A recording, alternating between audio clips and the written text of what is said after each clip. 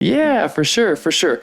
So, as I know it, in the mid '70s, mid to late '70s, your parents escaped communist Vietnam, and that story of getting here was very tough. Can you tell us a little bit about that? So 1975, April 30th, was when the fall of Saigon occurred and the end of the Vietnam War.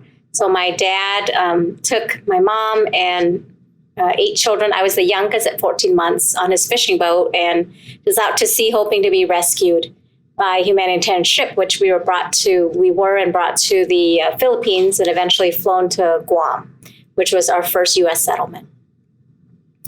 And along that journey, I nearly died twice, once nearly falling into the ocean when somebody caught my leg and I escaped that near-death experience. And the other time was getting really sick in the refugee camp in Guam and requiring emergency surgery. So I was so sick that my parents were told to look for a burial site just in case I didn't make it. So that's the story. That's my story of where I started and how I'm here today. Wow. Okay, so your family makes it. Where did you guys settle when you guys first got here? After Guam, so we were in Guam until I'd say probably end of '76 or so. My little sister was born there, July '76. And then my little brother was born in March of 1978 in Louisiana. So somewhere in there, in Guam, I know that my parents went through like a couple of hurricanes, and then it was just hard to find work and just the weather. So we were sponsored by Catholic charities and brought to New Orleans, Louisiana. And what did your parents do, and what did your family do while you were in New Orleans? So since both my parents were in their 40s, learning a new language was difficult. So I remember my dad he'd learn things and 2 weeks later he'd forget, what he learned. And so they did what they could. So my dad worked in like the warehousing, just packing boxes, shipping things, stocking items. And then he was a fisherman by trade in Vietnam. He hired people there. So he continued with fishing. So, some of it was a hobby and some of it was to make a living, just make ends meet. But my mom worked in the grocery stores, and again, she just knew how to clean fish and seafood. So she worked in the supermarket helping with that. But a lot of, for us, it was getting government assistance in the beginning to kind of just get our feet wet and figure out how to raise the children so one day we wouldn't become dependent. Wow. And what was the home life like? Was it a struggle all the way? Was your parents, did they have a positive attitude? How did they take the struggle?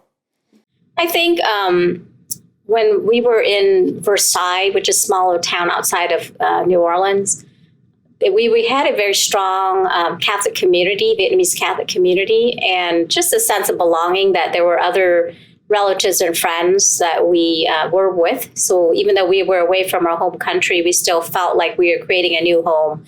And our faith is what, helped us, just people supporting us and knowing that we're all going through the struggle together. I remember having to learn during the day, going to school to learn English and, being in kindergarten, first grade, preschool, and then on the either evenings or the weekends, learning Vietnamese and catechism of the Catholic Church and getting my sacraments and things like that. But by the time we were in Louisiana, there were 10 kids now. So the older siblings would take turns like being in school and then babysitting so my parents could work. And that's kind of how it happened. What a dynamic. So you guys got a pretty large family by today's standards, and every component of that family had a functionality of, whether it was babysitting, whether it was helping the younger kids try to, learn English or learn whatever you guys were learning. It was just a big little great family. That sounds amazing. So go ahead. Yeah, and I think like most of the immigrant families in the 70s, 80s, we learned to live as an extended family. And even when people got married, they were always around for their parents, because that's how Vietnamese culture was. We learned, people didn't put their parents in nursing homes. Like, they were with them either in the same home or in their life until they passed away. So that's how we grew up, and that's our culture. Man, let me ask you something. That's such an interesting topic right there, because, a lot of people in America, they do utilize nursing homes and end of life care and all that sort of stuff. Do you feel like there's a lot of value in not doing that? Yes, absolutely. I think, I think that for my parents, they've always said at the end of their life, when they passed away, which they both passed away, my dad in 2018, my mom in 2021, they always reiterated that they never wanted to die alone, whether in the hospital or nursing home. They wanted to be with kids and grandkids, and that was what mattered the most. I think there's value in that, because, you spend your whole life making memories with your parents, your grandparents. Why not be there for them in their most dire time, when they feel lonely and they're slipping away into another world? So yeah, they're getting to the end of their life, and not only is it you the kids bringing them value, being with them near the end, but also I would say it probably brought the kids value as well. Just the kindness that has to come with being there when they're it's the end. So it's the end, yes. Mm-hmm. And sometimes it's like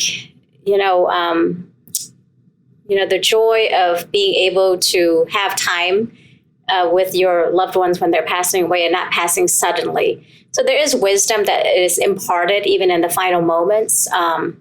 Like, people often say, when you are given 6 months to live, there's actually a blessing in that, right? Because you actually have time to make plans and do things with your loved ones, to leave a legacy, to impart wisdom, and to spend time making memories in the time you have left. So even on the deathbed, there's wisdom that can still be imparted when you have time. Definitely. Wow. Okay, so you had a struggle as a child, or lots of struggles, it sounds like.